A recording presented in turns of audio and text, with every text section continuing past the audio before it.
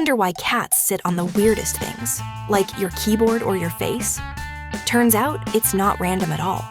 Cats love warmth, and laptops are like heated thrones. They also crave attention. Sitting on your book?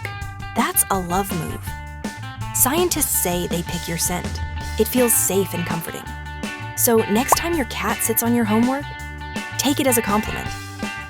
What's the weirdest thing your cat has sat on? Drop it in the comments. Follow for more animal facts that'll blow your mind.